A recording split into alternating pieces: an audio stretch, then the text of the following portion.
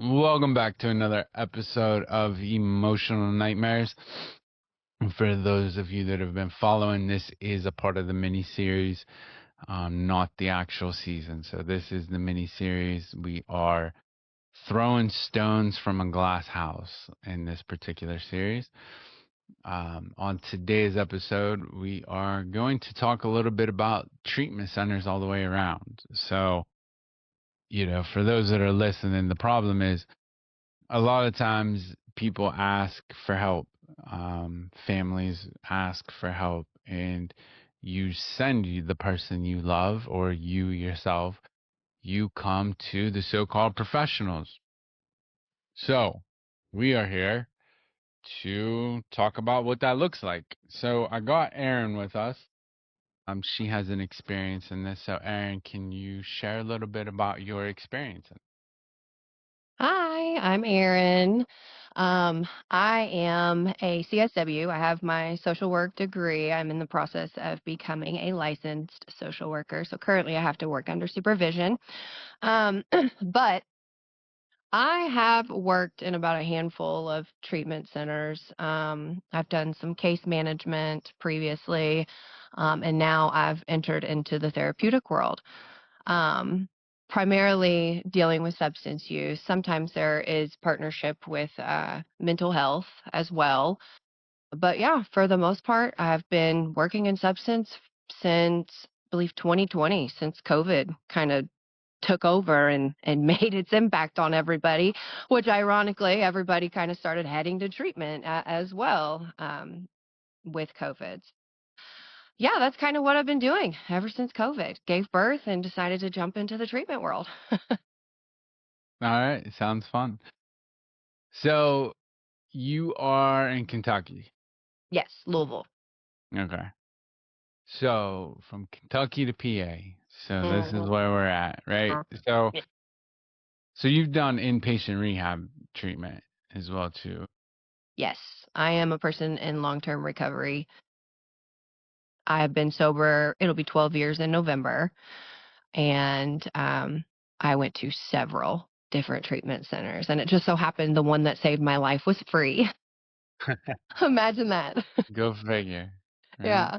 So tell me a little bit about your experience going into the treatment facilities, what you experienced. Yeah. Because in a sense, right? So in a sense, and I'll kind of elaborate a little bit more on this. So, like, this whole kind of mini series is really about ethics, the ethics behind it, and not only ethics, but like treating people like humans and not like numbers anymore. Because our system, for the longest time, has just treated us, the addict or the alcoholic, or even the person struggling with mental health. They treat us like numbers. They treat us like, you're a paycheck because that's honestly the way they think of you. So tell me a little bit about your experience yourself in Yeah. these facilities. Yeah. As a client, Yeah. okay. As a client, I mean, I didn't first start going to treatment, I think, until 2009. That was my first attempt at, getting sober. And in hindsight, right? Hindsight's always 2020. Yeah. You can figure out and kind of piece together how and why they did things the way that they did. And it all makes sense now, but my first experience going into treatment was, just naive. It was very naive. These people are here to help me, they're giving me guidelines and boundaries and structure because I need it and, the whole nine. Um it's not until hindsight kicks in where you start to realize that, oh yeah, they literally just had us busy from the moment that we wake up until the moment that we close our eyes. And primarily with billable services. We were sitting in groups for 3 hours, then to go to another group to sit in for 2 hours. And then we're going to an AA meeting, and then we're meeting with the provider, and then we're doing all these things, so many billable services in one day. But, as a client, that didn't really register to me. It was just, oh my gosh, we are so busy. This is so much. Like, are they ever just going to give us a freaking break? That's Yeah. really what I wanted was, can we get a break? Um, but it wasn't until later when I actually started working in the field and started to figure out, oh, okay, this is why some of these things happen the way that they happen. Um, but when I was in treatment, I wasn't necessarily done per se. I had reservations and motives. So I was very treatment savvy, and I knew what to say to get me out of there into the next, phase of my development, if you will. Interesting, right? So what I find most interesting about this though is the day-to-day structure that you talk about, right? Because like in the day-to-day structure, man, we're convinced, right? And, like I remember like when I went to rehab, feeling the same way. It was wake up, 9 o'clock in the morning, or you got to get up at like 6. And they give you breakfast at like 6:30. You're in group, and then basically you're in group from 6:30 until noon. You get lunch. They give you like a half hour after lunch. Back in group from 1 to 4, Hmm. and then eat dinner at 5. Hang out for an hour. Back in group from 7 to 8, bed at 9. Oh. And like it sounds good in theory because we talk about like you need all these structure and stuff, but what I always found interesting, and I'm guilty of it because I've been working in the field for so long, is the substance abuse field is not really therapy. I know they're going to crucify me for saying that, but it's really not, because a lot of the people that are in the field are coming out of AA and NA.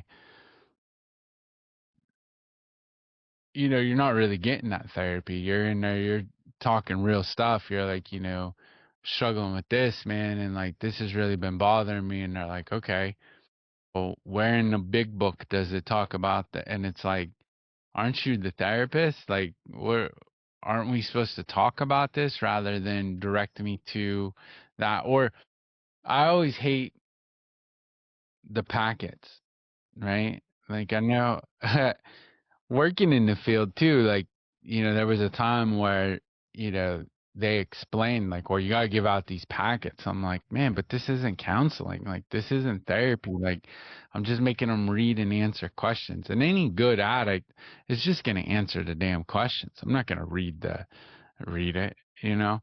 Um, but for many years, I mean, Hazelton made a career out of this. Like many years, that's all they've done is printed out new packets for people Mhm. to do. So I think the substance abuse field is very flawed in that sense of it's really not, you're not really getting this so-called therapeutic value. And like really all you're getting is let's go to AA or NA. And as much as people want to crucify me for this too, AA and NA is not for everybody. Nope. That's not the pathway to recovery for. In fact, sometimes early in recovery, AA and NA might even be toxic for you. Mhm. I agree. I agree. I know that with my experience, I worked at a treatment center for about 3 years, and it was consistently the same thing that I heard from clients. I mean, they're so consistent that, like, I would bring this up and talk to, people around me, but they would all say the same thing, is that, "Miss Erin, we wake up at 5:30 in the morning, and we're going and going and going and going and going all the way until 9 o'clock at night. We don't have time for anything. My time is taken up all throughout the day. They want them to complete these packets. They want them to go to X amount of meetings. They want them to get a sponsor and do step work with the sponsor. They want them to, do anything and everything else that they tell them to do. When the reality is, you guys have jam packed their entire schedule just to meet, requirements or stipulations so that you can bill. Yeah. Um, Yeah. and I get it to an extent. I get that people need services. However, like what you said, right? You brought up a really good point, which is like a lot of times these people are not getting therapeutic services. I mean, in theory, really anybody can go get their CADC, which is a certified alcohol and drug counselor here in Louisville. Now you have to have a master's degree to get your LCADC, right? A licensed certified alcohol and drug Yeah. counselor. But really, I mean, Same in PA. anybody can go get it. And so then we just get up there and we start teaching about triggers or cravings, and all of that information is so important. Please do not get it twisted. All that information is great and we need that information, but we need to address the shit that's fueling it. We need to Yeah. address the underlying issues. And a lot of these people are not credentialed in the way that they need to be to address these situations. Well, that brings me to my pet peeve. Right? So I've been complaining about this for a while, and it goes on deaf ears. Twofold, right? So on one end, um, I think it's great that rehab facilities give recovering addicts and alcoholics a job. I'm very thankful that when I first got clean, you know, they allowed me to be a drug and alcohol tech, right? I got to work. I worked second shift. It was awful. And basically, and in all honesty, I've been told this. Like I was told this before, where as a tech, I'm saying like, listen, man, this isn't cool. Like this client's really struggling with this, and like AA and NA is not the solution for them. And they're like, okay, well, really, you're just a glorified babysitter. You're not really a part of the treatment team. And I'm like, cool. So like they don't get any advocacy, like they don't get anybody to speak for them. So like there's that side of it, right? And then there's also the side where you are kind of a glorified babysitter. And in a sense, like we hire people that are early in recovery and they themselves are not even ready to work on themselves. Like, oh, well, they got a year clean. Well, good job. You know what I Yeah. mean? Like, doesn't mean they're qualified to give life changing advice. And you get people that are in there, they're like, well, this is what I did, and this is how you need to do it. And that therapeutic value goes out the window. And they hide behind, well, one addict helping another is without parallel, right? That little saying. And that's not always the case. And like you find, and this is where the ethics come in, is because I see a lot of, you get people that really aren't ready to work with other people, and all the bullshit starts happening. They themselves relapse. They themselves bring the clients drugs or cell phones or anything like that. You see a Mhm. lot of staff sleep with clients. Like the sexual relations is crazy, right? Can't. Um, Can't. I've never understood that one. Like I don't know how you can look at somebody in their most vulnerable state, their most sickest mindset, and say that's the person I want to be Yeah. with, right? And I know, like I've been pushing, I want some kind of legislation because, like here in Pennsylvania, I don't know how it is down there, but you can watch where a client you'll see a counselor, they'll sleep with a client. It doesn't get reported anywhere. They Mhm. end up getting fired or whatnot, or they get the option to quit, one of the two. And all they do is go to another treatment facility. Mhm. That's it. Mhm. And I don't know how that you know, there should be a lot of red flags for that. Like Yeah, there should be some kind of system. We have Megan's law for the other people, so I don't know why we don't have a system for that. Because in my 100%. mind, if you're doing that, you're a predator as well. 100%. Yeah. 100%. You're a predator. At this point, you are a predator. You're preying on someone's vulnerabilities. Yeah. And just like what you said, right? This is a grassroots issue. It's not that people are just diving into the substance use field trying to prey on people and see who they can sleep with. That's not what's happening. But what's happening is we are hiring people who, like you said, they've got 6 months, 9 months, or even a year sober. They're feeling great. They're feeling empowered. This is important to them. They feel purpose. They feel belonging. They think to themselves, holy crap, this place that saved my life is willing to have me work for them, and that is such an honor. Okay, Yeah. that's the mindset, that's the mentality that these clients are going into these positions with. So what does that mean for the facility? Well, I can pay you a piss poor wage, number one, and you're still going to stay. You're going to rock with me until the wheels fall off because you feel entitled and indebted to this place, right? And number two, it's placing people who do not have the appropriate experience in dealing with a population who have been traumatized. I am talking traumatized to their core.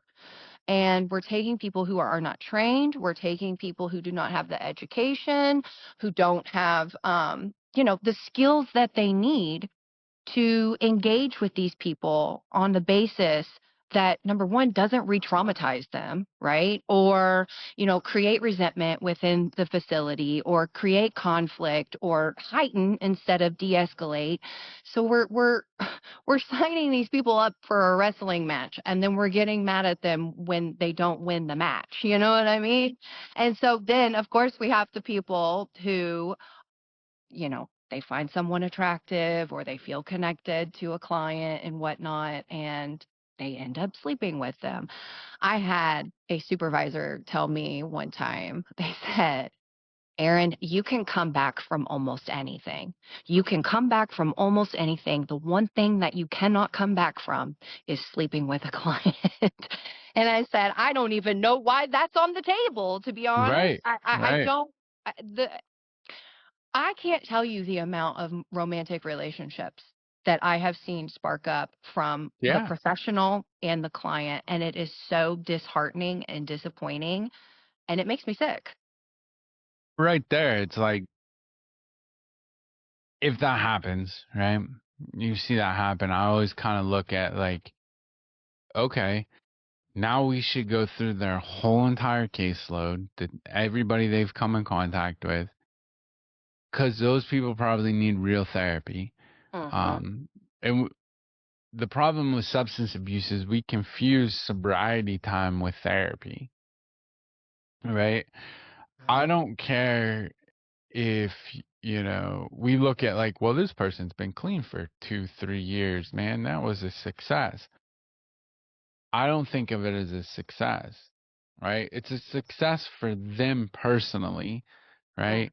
But it doesn't mean that they actually got the therapy they needed. And like the thing that's always bothered me in the field is where we'll say to people like, well, after you're done here, you should go to therapy. Well, what the fuck are you doing then? Like you're in therapy, right? And Yeah. like, and I've had to have that conversation with clients where they'll come in and be like, well, I need mental health therapy. And I'm like, well, what do you think this is? Like, what do you Yeah. think you're here for? And like, they're confused by that because, they've never gotten that in a facility before because everybody is treated like the number, right?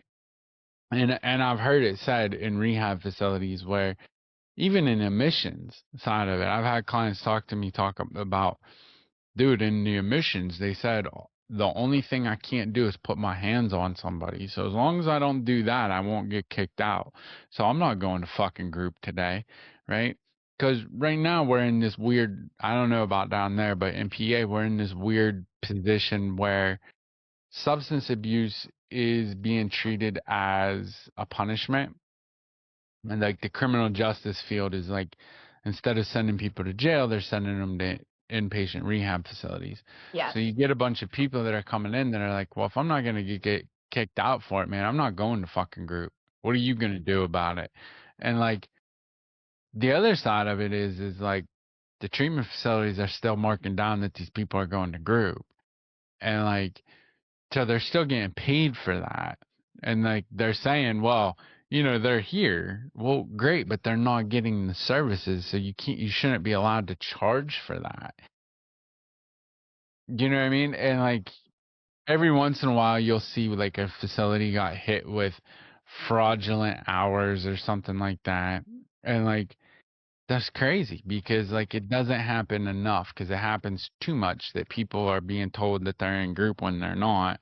And then the other thing that's always bothered me is the amount, like there's a such thing as too much, Yes.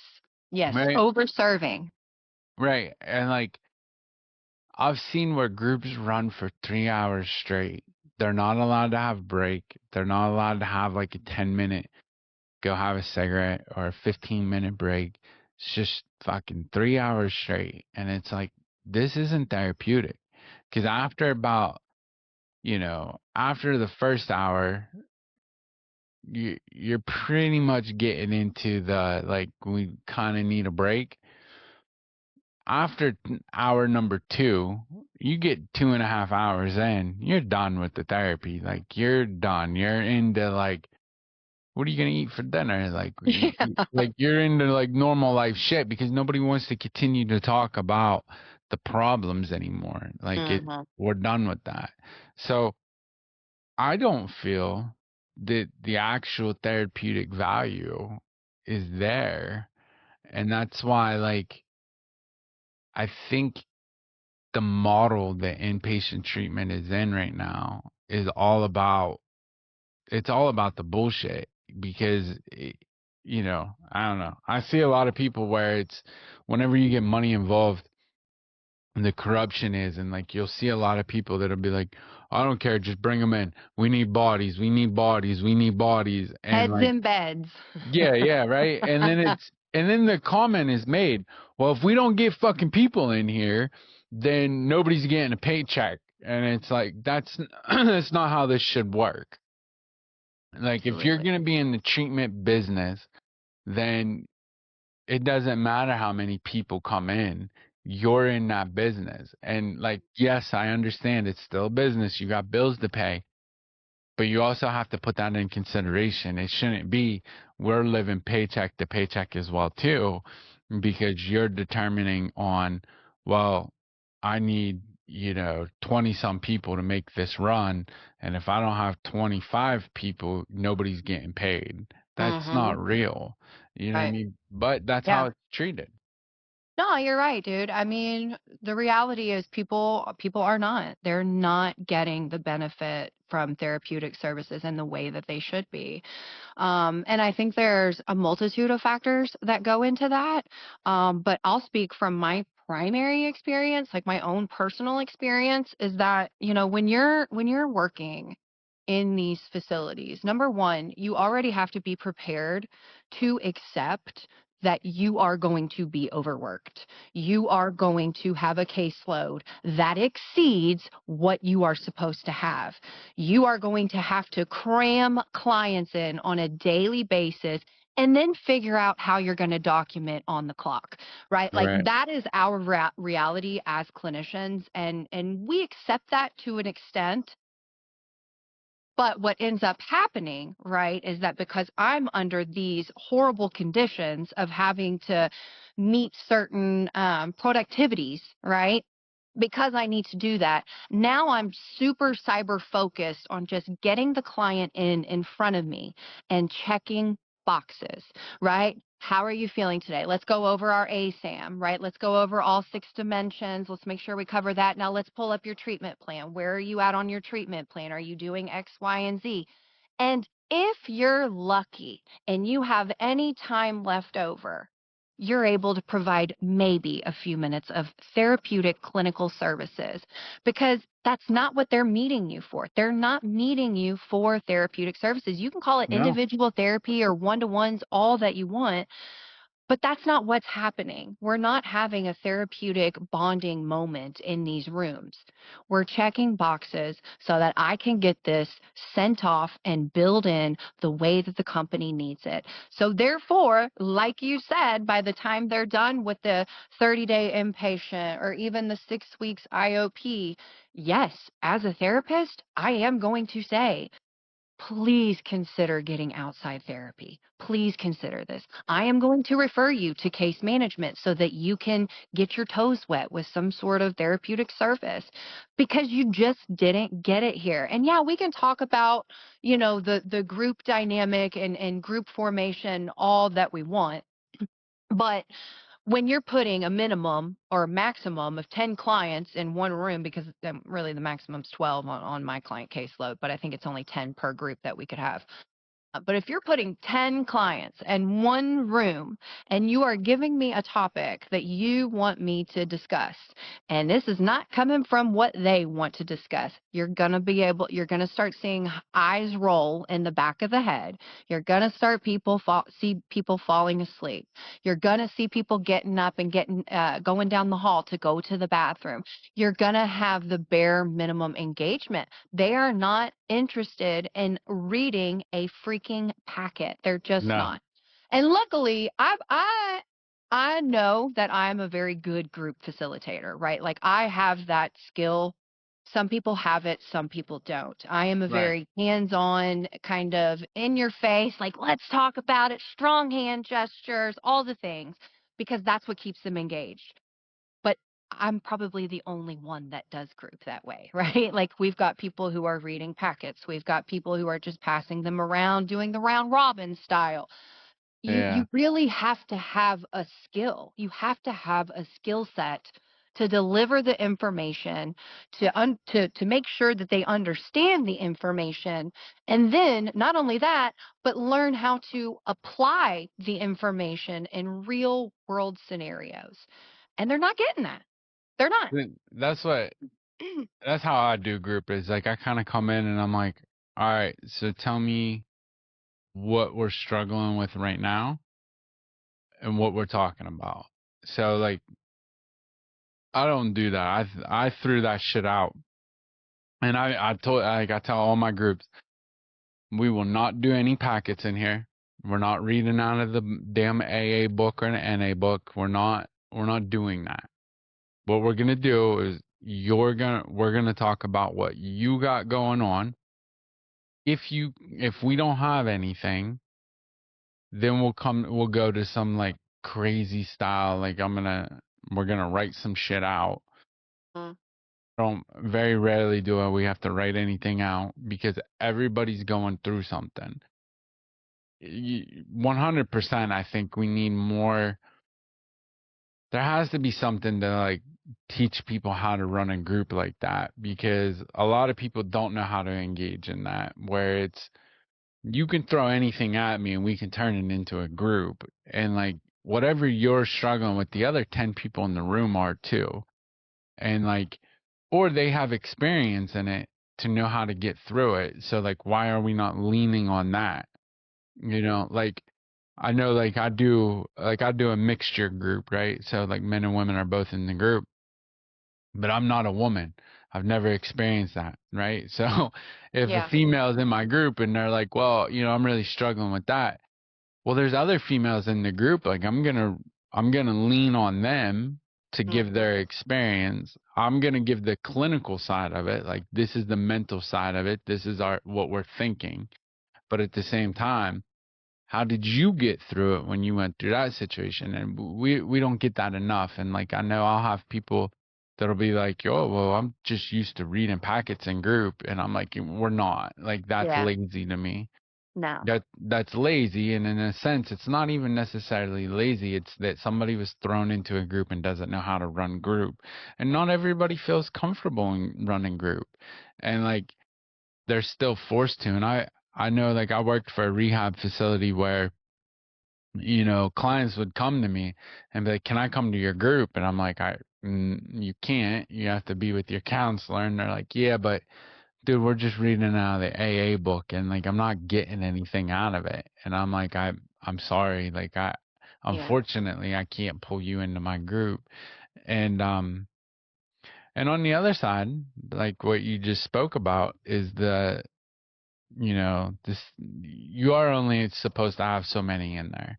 I've done group before where, I've been thrown into a group and there's 45 people in that group and I'm like, there's no therapy in here.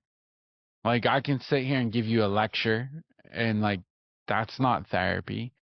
That's just like a teaching class and like reality is the skills that we're talking about probably doesn't pertain to half the people in the room.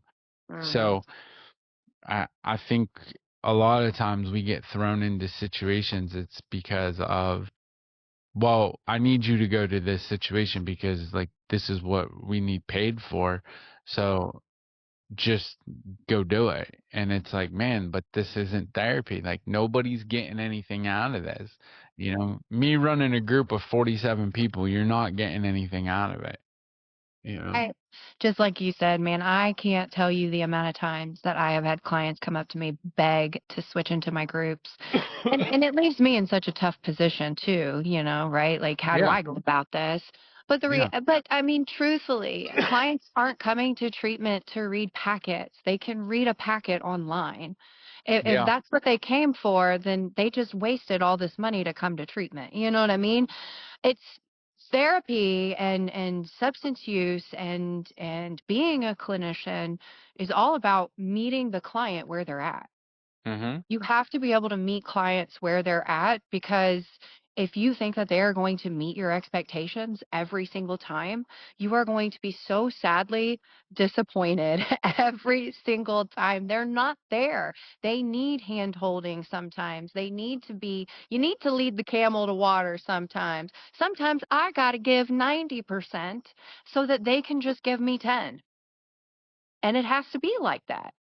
They're the ones who are sick. They're the ones who are suffering. They're the ones learning how to heal. It is our responsibility as the treatment center to show up where they need us instead of hoping that they can fulfill our expectations.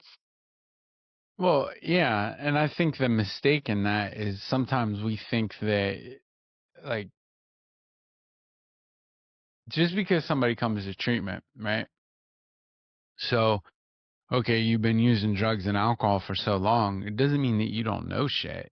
And like a Right. lot of times you get, and I've seen it a lot where you get counselors or therapists or whatnot that have the fucking ego that it's like, Mhm. they're the people in the room are an extension of what the hell the group is about. Like you can learn, you can utilize those people to help other people learn. Like, and there's certain things where I'll tell people like, I don't know. Like I don't have like here's the clinical side of it. I don't have personal experience in that, right? But here's the clinical side of this thing. Now, who has personal experience in that we can talk about? And Mhm. like kind of go from there. But a lot of times it's that, well, this is my group. You have to listen to me and do what I say. And it's like, but that's not real. That nobody's getting anything out of that because, if Joey Bag of Donuts is over there and he knows actually been through the situation and knows more about the situation, me telling him how to get through the situation, he ain't listening Right. because he's like, I already did this. You don't know what you're talking about. And that's where that disconnect comes in.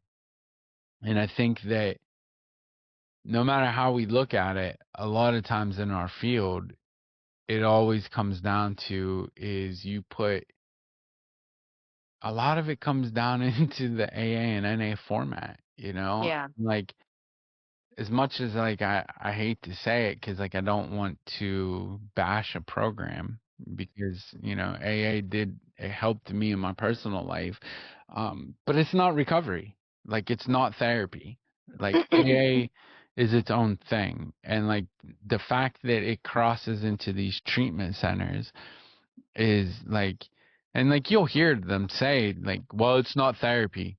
Okay, cool. Then why is it in the format? You know, why are we reading the steps? Why are the steps hanging in the lunch hall? Why are the traditions hanging around if it's not therapy? And like, it might not be considered therapy, but the treatment facilities, um, they include it. They include it so much that every night they're making sure people go to a meeting in a AA or NA. They're making sure that they have sponsors, a good facility, not all facilities, but facilities will make sure they have sponsors and stuff, which is cool, but it might not be for that person, which Right. gets into that, hey, I know like when I first went to rehab, um, 2004 was the first time I went to one. And it was, I'm gonna fake it to make it. I don't plan on going to these meetings, but Right. hey, you're gonna let me get out. Hey, then AA it is, and like I'm gonna go to the meetings because I want to get coffee and I want to leave the facility.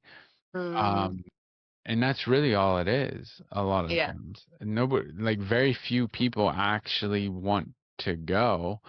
Um, and yes, there's like some good stuff in there, but there's also a lot of toxic stuff.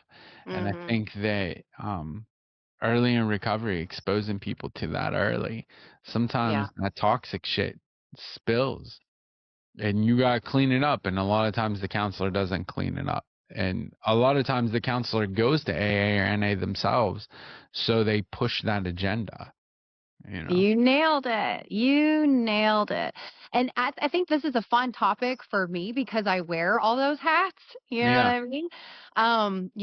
Being a member of AA and also working in substance, you do kind of get to experience different people, right? And I've sponsored several women who have had a hard time with the whole AA construct of everything. And I'm like, listen, we don't have to do AA construct type shit. We can do some different shit if you want to. I'm fine with that. But I tell my clients when I was working, not currently working, but when I was working, I used to tell my clients, I want to remind everybody in this room that there are so many different avenues to getting sober. AA does not have to be your founding father. It just doesn't. But hear me out. I would be doing you a disservice if I at least didn't give you a little bit of information about AA, right? Because it is very effective and it does help a lot of people. And just because it doesn't work for you, that doesn't mean anything bad, but it might work for someone else, and that's okay. So I remind the guys, like, hey, I'd be doing you a disservice if I didn't actually go over this information with you. However, that does not mean that this is your avenue, and that's okay. But I want to make sure that we have all the resources, that we know what's at our fingertips, that we know what we have access to, so that you guys get the opportunity to make a choice based on your own informed consent, right? So I'm not talking to clients and demanding that they meet with their sponsor and demanding that they get their step 1, 2, and 12 done. I'm not doing any of that. We are literally talking about what is helpful for you. And if we look at the construct, the actual construct of AA, like what's it actually embedded in? It's embedded in connection. That's the entirety of AA is connection and spirituality, which does not have to be found in the rooms of AA. You can find connection through your peers. You can find connection through community building. You can find connection in therapy. You can find connection in religion. You can find connection anywhere and everywhere or anywhere that works for you. It doesn't have to be this AA bubble. And like you said, treatment centers, they like to combine the two, which good, yes, I agree with, get some exposure to. However, I don't know why we are mandating that these clients participate in these things when some of them just don't work. Some of them just don't work for certain people, and that's okay. I mean, let's talk about a client who has social anxiety that can't even operate in a room full of more than 5 people. Yeah. Or let's talk about a client who has, a personality disorder and has a difficult time engaging with people in huge social circles. I mean, there's so many different just parts of this that can impact it in a different way for everyone. Well, this is where my pet peeve comes in, because this is where the toxicity comes in, right? Is because of the crossover, it gets told to clients, you're not doing it right, or you're not going to succeed because you're not doing AA or NA. Yeah. And then this is where it starts getting toxic, is because then they come to AA or NA, and we'll be honest, like, these programs will tell you, do it my way or you're not doing it right. And there are a lot of predators that hide in these programs where, Oh, yeah. they take advantage of the newcomer, so to say. And like, what ends up happening is a lot of people that, and there's a lot of people that don't belong, right? And we can't seem to understand that in rehab facilities. Just because you're in a rehab facility doesn't necessarily mean you're an addict or you're an alcoholic.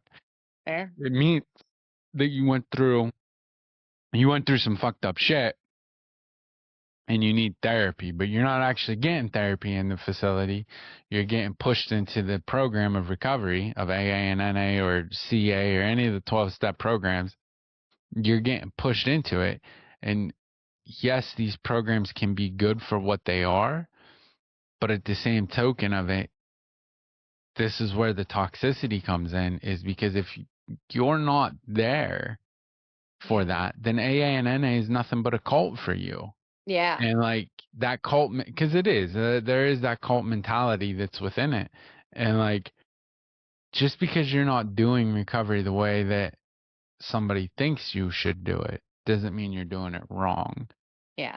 And again, the success rate of, well, just because you're not using drugs or alcohol doesn't necessarily mean you're successful, because I see a lot of sick people in AA or NA that have been sober for a long period of time, but they're still fucking sick. You know what I Mm, mean? Because they think that the solution was the steps, which sure, it helped you stay sober, but it didn't help you work on anything else. right. You know what I mean? And I think that's where the system's flawed at. And then you throw money on top of it, there goes the ethics out the window. You have people working in the facilities that shouldn't be working in the damn facilities. You have, you know, the concept of, we need bodies, put bodies in here. Then you start getting into the structure of, okay, get the recruiters, make them go get the bodies, right? Then we get Mm, then we get into body broken bullshit. And like, all the way around, it's a very corrupt fucking system. big time. And it's crazy that a broken, corrupt system is where we send people to try to get fixed. No, I know. It's a wild concept, truly. I won't drop a name. Um, but you could easily probably look it up. Um, and also, have you seen that movie, Body Brokers? It is I spot have, on. Truly, I it is have. spot on. So for It, anybody who hasn't seen it, a 10 out of 10 recommends to get an idea of what treatment has actually looked like in the past. I mean, this is definitely during the, Opana and Oxycontin kind of surge, but these things still happen, and they're still currently happening. But I won't drop a name, but there was recently a huge organization, huge substance use organization, really scattered across the nation, and they were under an FBI investigation for fraud, and lo and behold, turns out this organization was billing for 20% of the psychoeducation budget nationwide. So this organization was taking, let me see here. What did it have? Uh, they were paid 70 million from Medicaid for psychoeducation service in 23 and 24, which accounted for 20% of all Medicaid payments under that billing code in the entire country for a 2-year period. And on top of this, I know clients who were a client of this organization. And I had one come into my office. He was upset. He was really upset. He said, I just came from this place, and the whole time that I was there, I never saw a therapist face to face. Yeah. Everything was virtual. Everything was telehealth. He was never even seen in the physical form.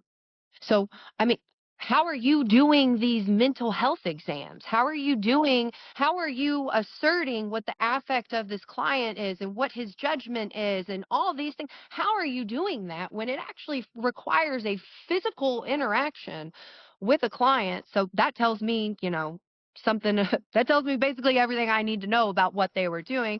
And of course, with more information coming out, it turns out that these people were billing for services under people who were not, credentialed to be billing for these Well, services. that happens everywhere, and Yeah. not only that, the other side. I've had a client come to me before, and they handed me a piece of paper. I'm like, what the fuck is this? I'm like, what are we doing? And they're like, well, I'm putting a slip in. I'm like, a slip for what? They're like, to see you later. I'm like, see me later. I'm like, we're not doing this. I'm like, sit down. Like, well, you can see me now. Like, what are you talking Yeah. about? You got to put a slip in. This is an open door policy. If you're struggling, I'm available for you at all times. This is how this is supposed to work. What do you mean Yeah. put it? And they're like, well, I just came from another facility, and like, you have to put a slip in to see your counselor sometime in the week. I'm like, well, that's crazy because a counselor in an inpatient therapy, you should only have like maybe 8 clients on your caseload. So Yeah. if I can't see all 8 of you every freaking day, there's a problem. Like, Hmm. we're going to all do group together for 2 hours in the morning. And after that, you still have access to me. Like, I'm not busy. Like, what are we doing? But Hmm. a lot of times, like, these facilities do that. And like, again, some of the counselors, they get on that ego trip of, I'm so busy, I'm so busy. And you're not. You're really Hmm. not. Like, but the paperwork does become overwhelming because because of these people that are the body broken industries, or like they are the real corrupt industries, they've pushed to where now even the facilities with the best intentions are stuck on, hey, we gotta make sure we have this paper filled out, or we gotta make sure this form is filled out with this form, and you have to do it now, and it needs to be this, and it needs to be that, and like, you're constantly just trying. And let's be honest, like, none of this paperwork fucking matters. Like, No, there's they no, only need one or two things, and then we're yeah, doing all this extra shit. and it's all a bunch of bullshit. Like, we're just writing bullshit to make trigger words so that they think, like, so that they can see, like, okay, they did what we want to pay. And like, half of the shit you're writing, you're not even doing, you It's know? being read by AI. It's being Yeah. interpreted by AI. Yeah. I had a supervisor who asked me if, because I had explained to them that the amount of documentation and the productivity that you're expecting out of your clinicians is unfreaking reachable. It's unrealistic. It's not going to happen.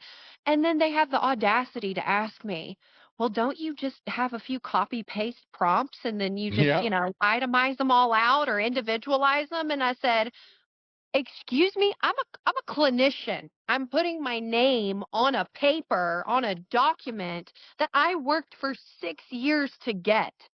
And you want me to get hemmed up via a copy and paste? Yeah. Is this a joke? I mean, I've worked for a rehab facility where that's what we did, was we had just copy, and we had about, it's crazy because we had 10 treatment plans and 10 different ASAMs, 10 different things, like, and it's just changed the names and Yes. change and like just rotate them through so that if they pull one of those charts, it doesn't look like the same.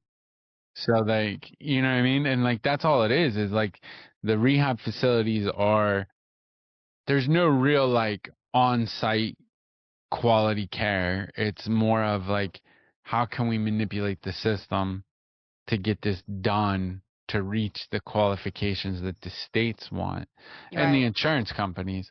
And like, again, people are just treated like numbers because Mm. it's, let's just focus on all these papers and get all this done. And, and then you have deadlines and timeline. It's just Yeah. crazy. On paper, it looks like we're doing a lot. On paper, it looks like, Yeah, we're doing some really yeah, great and amazing things. yeah, But when you use, like you said, those trigger words, we can make things sound really way more insightful than what they actually yeah. were. So And I that hate takes even like, saying that. so that's where like the flaw is because the counselor, they're fairly new to this field. They need help. They need trained on how to operate in this field. They're not getting it because they're getting this is how you make compliance. And then it's like now the client is suffering the most. And, you know, the clients are the ones who suffer at the end of the day. So now when the question comes into, well, my child came to your rehab, he was there for this long, why did they go back to using? It's like, well, they didn't really get fucking treatment here, you Yeah. know?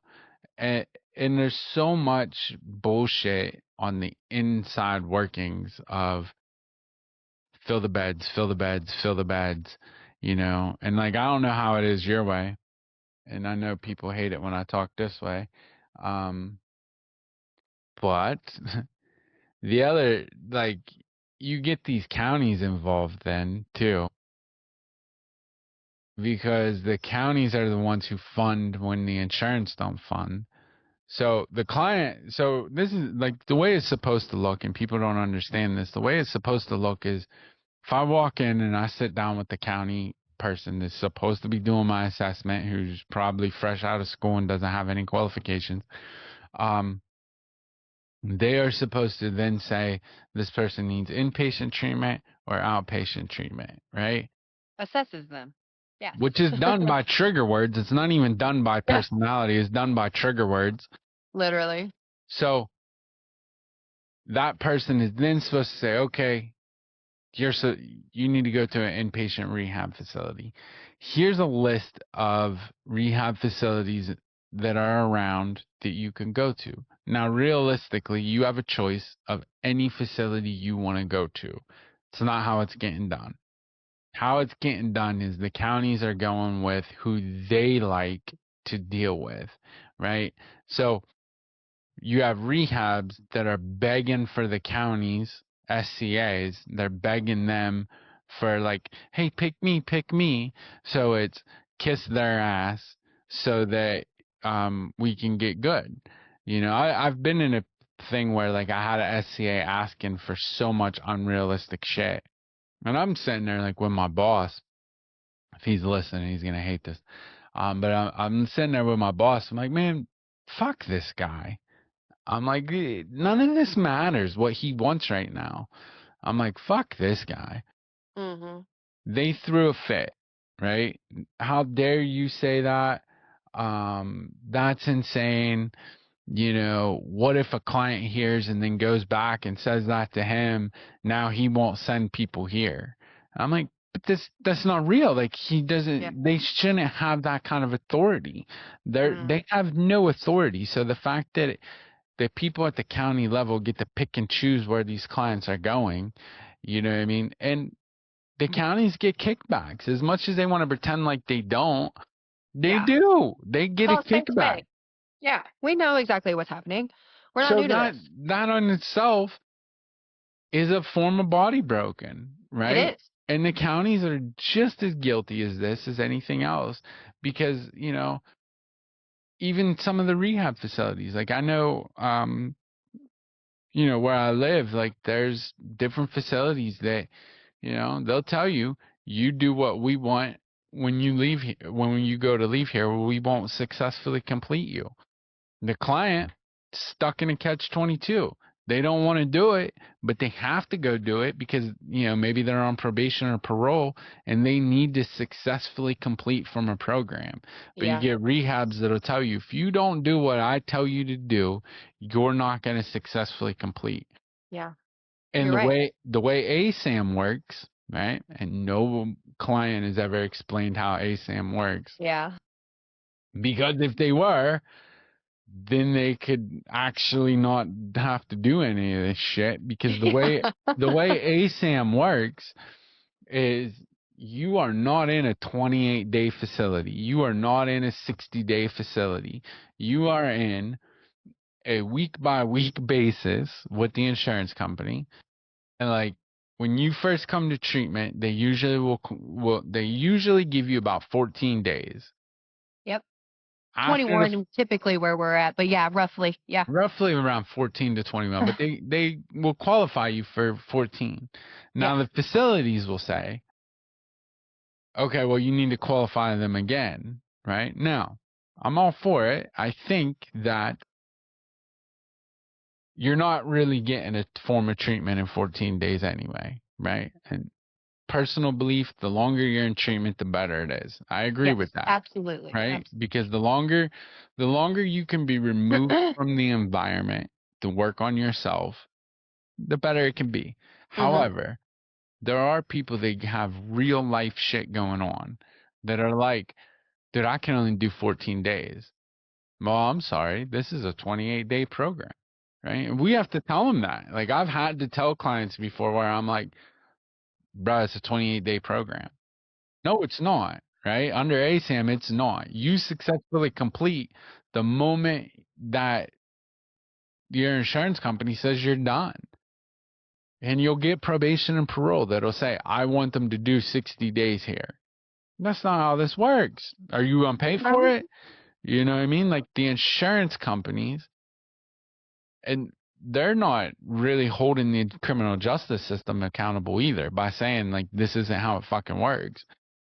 But the rehab facilities are doing that too, where they're saying, no, man, we need them here for at least 30 days in order to make enough money off of them. So our program is 28 to 30 days. And if they don't complete that many days, they don't successfully complete. yep. So Yep. like the client is being held hostage. It's honestly kidnapping, you know? I It mean, is. it's It's the definition exploitation of it. and coercion. I Yeah. mean, that's exactly what it is. And you are 100% right. I'll never forget. I had someone above me who explained, they were trying to explain what an ASAM was. It was my first time learning, and I'm like, ooh, I feel so excited to learn more. And then they just look at me and then they say, the ASAM is for you to plead your case. And I said, plead my case. And they're like, yeah, this is where you get to describe all the negative things about the client. And I Yeah. was like, damn. I was like, do we get to talk about their successes too or anything like that? They're like, no, this is just your plea to insurance to beg them, hey, this client needs more time and here's your reasons why.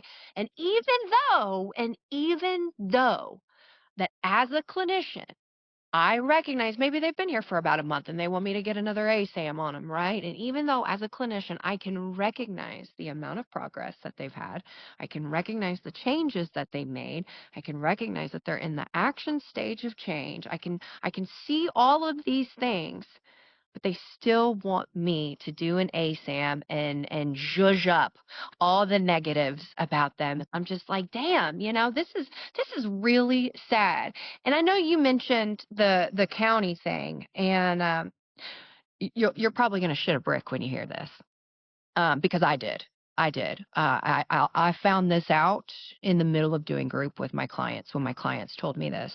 Um, one of the places that I worked, we had a working relationship with DOC, Department of Corrections, and so of course they would send us a lot of their clients and all that good stuff, and of course they would get paid on like a per diem rate, yada yada yada.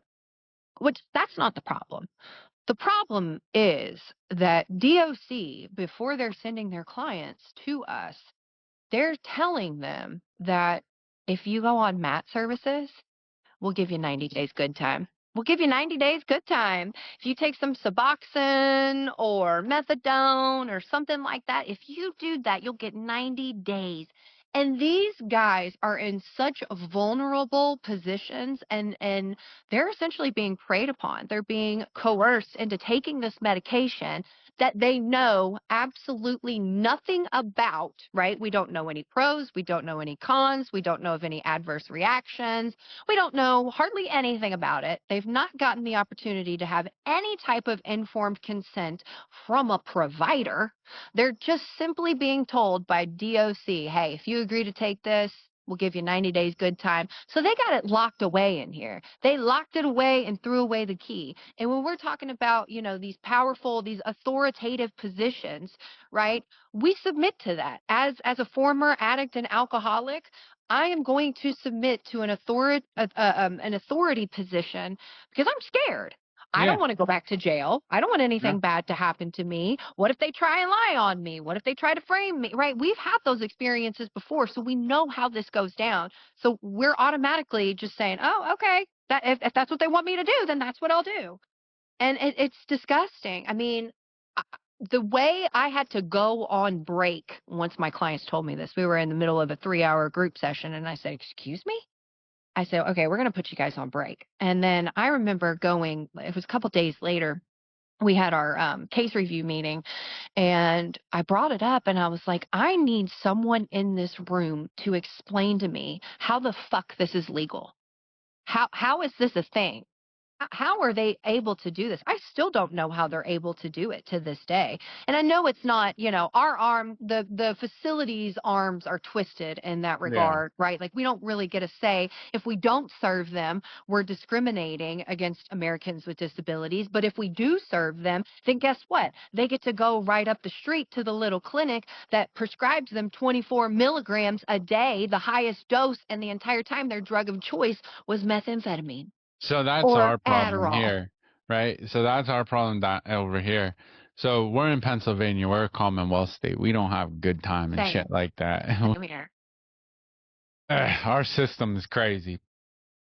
We do have, like, I have had clients that have come in, and I'm like, why are you on Suboxone? And they're like, well, I was told if I don't get it, I can't get help with um housing. And I'm like, what? And they're Jeez. like, yeah, the county told me if I don't get put on, I have to go up here, and they told me what to say so I could get Suboxone. If I don't stay on Suboxone, I can get on here. I don't even want to be on it, but I have to be in order to get help with housing. And I'm like, wow, like this dude has only ever drank alcohol, and like he's not lying about it. Yeah. Like he's being honest about it, and like, but we're stuck with having to put him on Suboxone. And like I agree with MAT, Sure. When it's but used right. yeah. If it's used right, but I don't agree with like we're forcing everybody onto it. You know, at some point, Suboxone needs to be held accountable, just like Purdue was, because like they're really positioning themselves as the cure. Now, I do agree with the shot. I think the shot is pretty damn good. Yeah, And the Vivitrol, is that what you're talking about? Yeah. no, well, Vivitrol is good. I like Vivitrol, and I think the Sublocade shot works Well, pretty yeah, good the too. Sublocade injection, yeah. But a lot of the times, though, the clients they don't get the correct information. They're just being told, "Here, take this," or "You should get put on this," and like not told the why behind it. And it all comes into funding things, and like the counties get extra funding for so many people that are on these things as well too. They lie and pretend that they don't and stuff, but like I've been in the county meetings before where like I know this is real.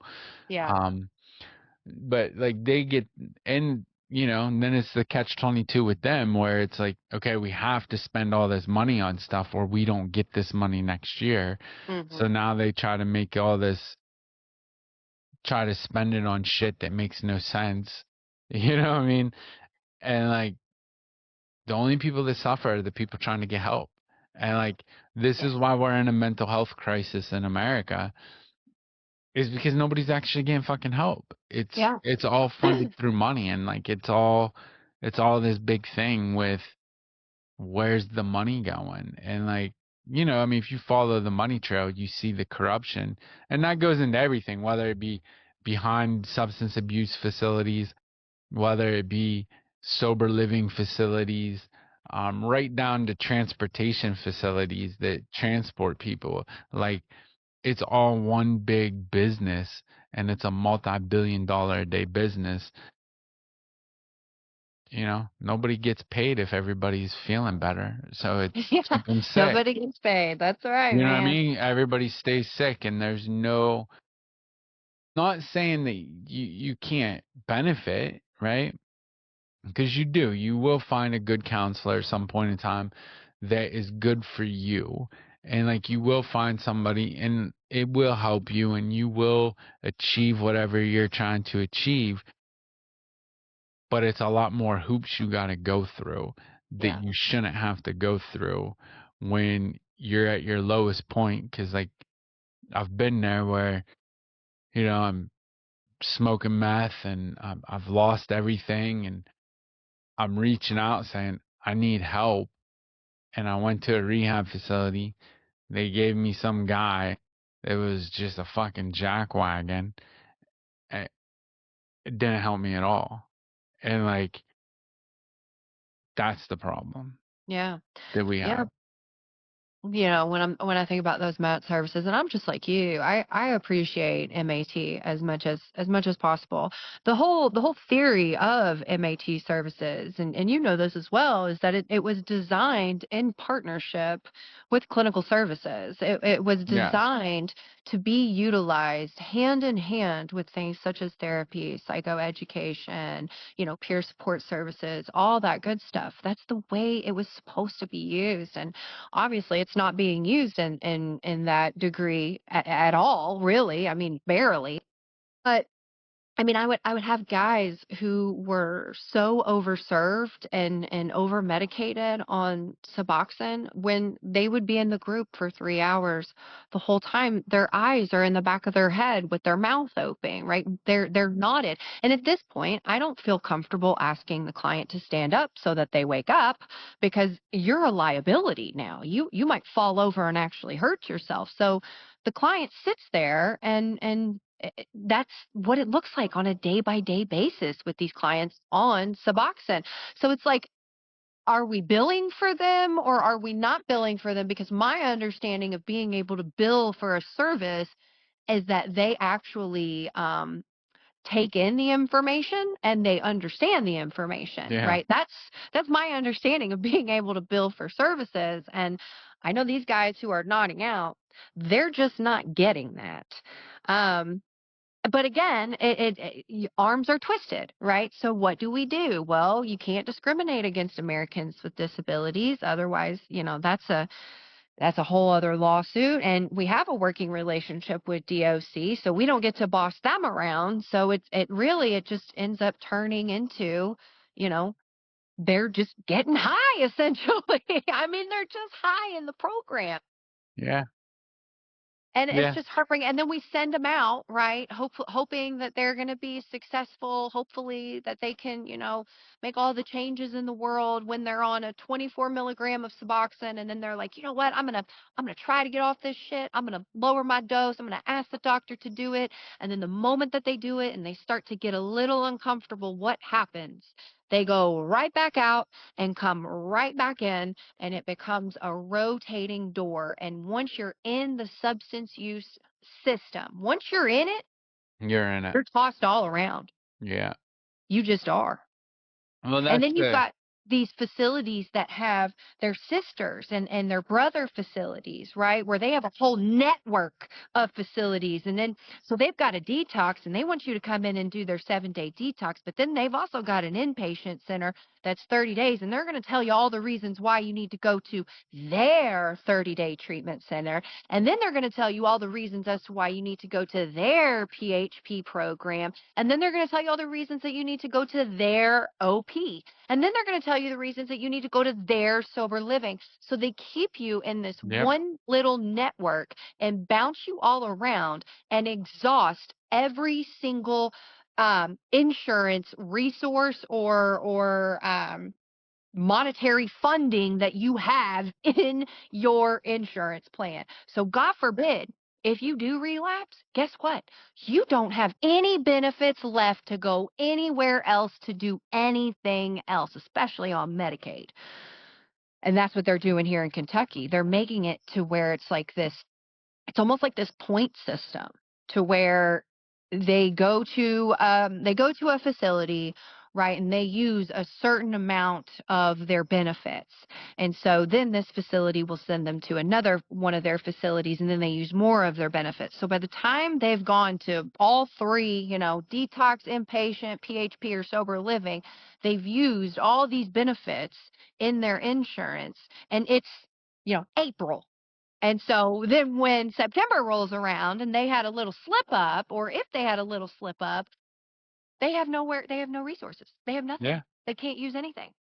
Yeah, I mean, I see that all the time where it gets, you go into a detox program. Detox has their own inpatient program. They have their own outpatient program. They have their own halfway houses. They have their own sober living houses. And if they don't have their own sober living houses, they have the certain people that they work with for sober living. And like it really is one big network. And again, everybody, they're taking all the money. The only person Mhm. suffering is the addict. And then society will say, well, why aren't these people getting better? And it's like, you go through the hoop and Yeah. see how you come out, because the the street sometimes is a lot harder than what you think it is. And like, normal society will be like, well, just stop using drugs. Well, yeah, that's simple, but it's also a lot harder than what you think, because you're not actually getting real resources. You're getting thrown through a gauntlet um, that Yeah. looks good. It looks good on That's paper. exactly how The it is. gauntlet looks good on paper. Yeah. And like, and you'll see where it's like, well, they're getting all of this stuff. Yep. They, on paper, it looks In like it. theory, sure. And in theory, like, it looks like it, but that's not how it's working. And Yeah. like, it's extremely hard. It's extremely hard, you know? I worked for this one agency, and of course won't name drop, but it was really my first experience working in substance use, right? So to me, it kind of set the stage. It set the tone of the things that I should know, the things that I shouldn't know, good habits to develop or even bad habits to develop. And I will never forget watching this facility threaten. They would have me do it. They would have me, the case manager, in my office.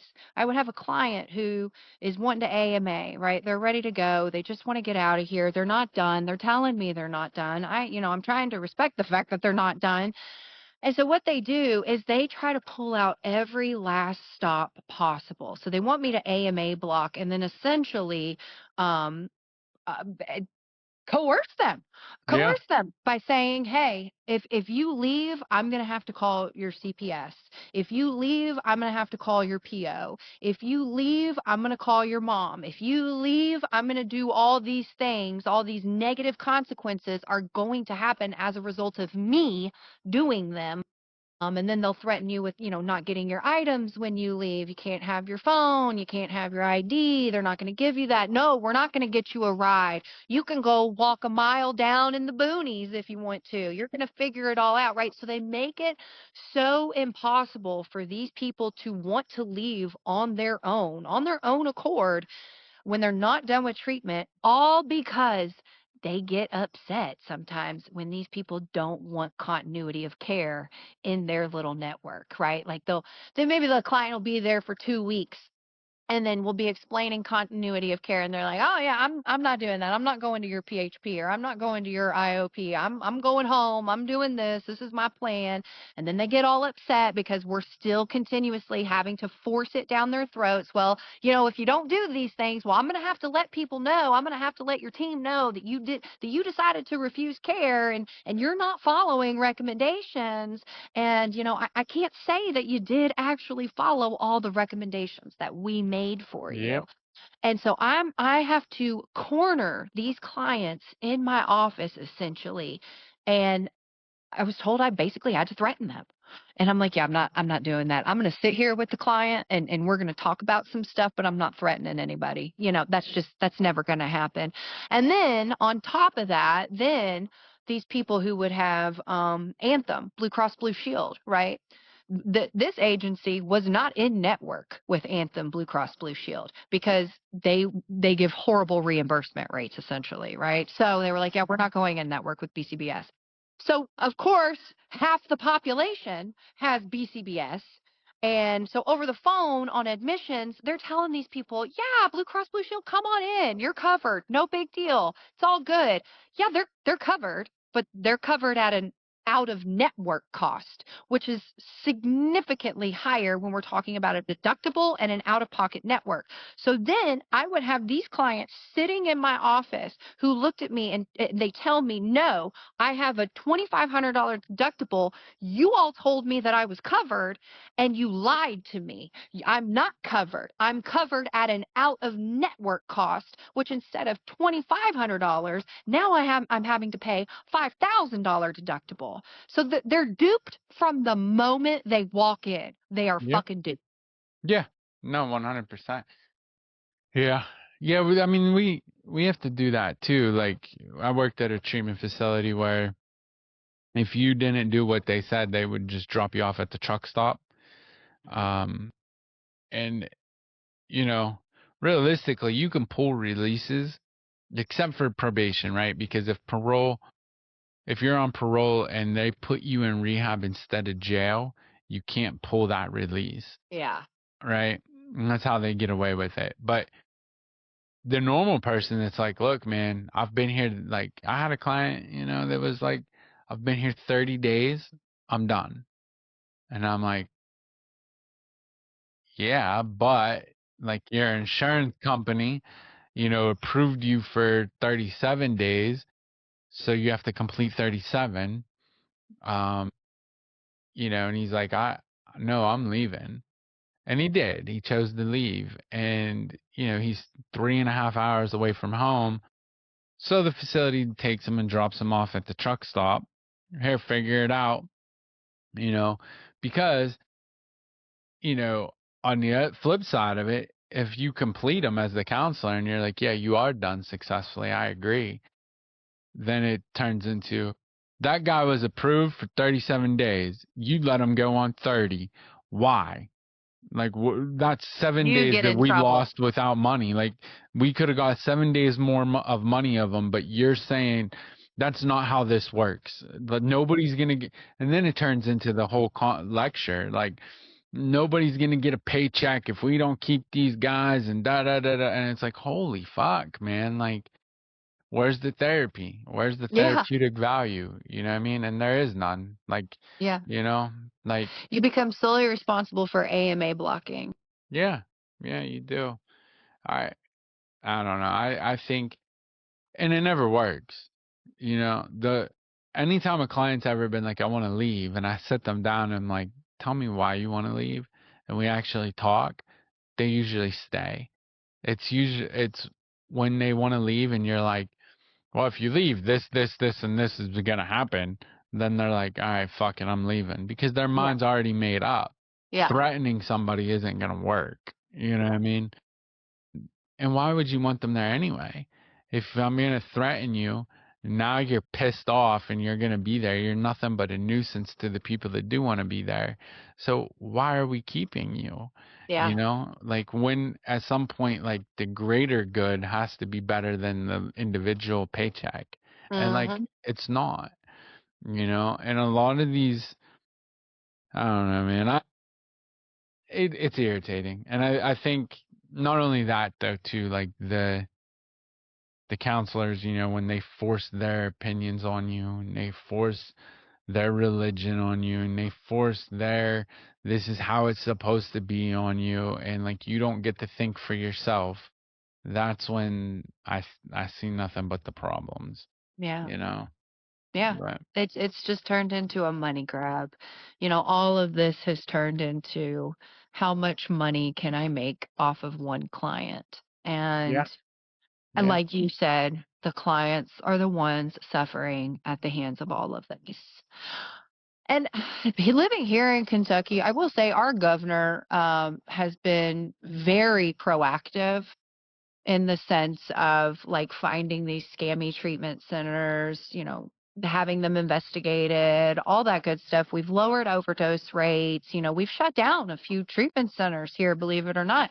One of them I had worked at for 2 months. I knew immediately that they were up to no good. I said, I'm out of here, refused to put my name on any other paper. Yeah. Gone. Literally months later, feds busted in. But I mean, he's done a really good job of being proactive. But the thing is, when you create some of these task forces to be proactive and to like manage some of the changes that you're wanting to make, um, you also have to be really weary of who you're putting on these task force. And that's one thing that I've noticed is that it is the same faces going up to the Capitol and advocating for specific things or certain changes, all the while, some of those faces are a part of the problem.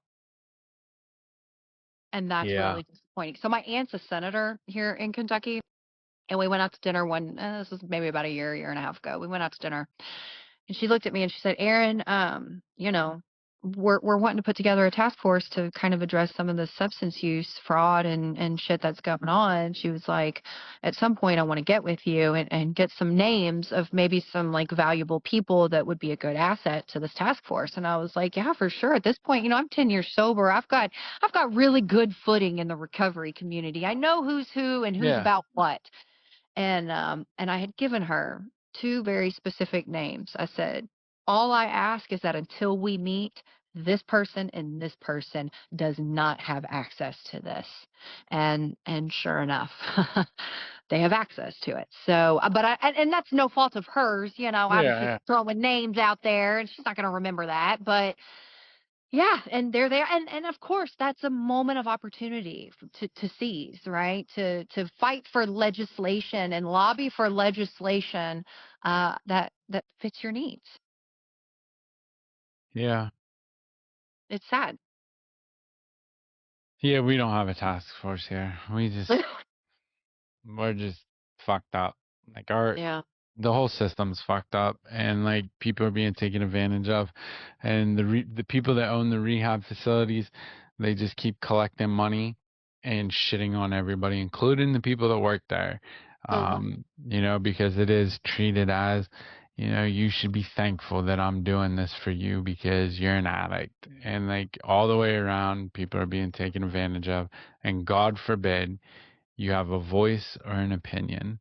So hopefully we can give the voice for the system, Yeah. for the addict, and That's who it's about. that's what it's about. So with that though, you guys have been here for an hour and a half with us. Hopefully you're still with us. It's a lot longer episode than normal. It's okay. Hopefully you got something from it. This isn't for education, right? So this episode. Normally I typically will tell you, I hope you got something to help you stay good today, help you stay sober, help you think a little bit better. The point of this little mini series is not necessarily for that. The point of this mini series is for you to start asking these questions. Where the hell am I going? What the hell is going on? And why is it being done the way that it's being done? You are, you got to advocate for yourself.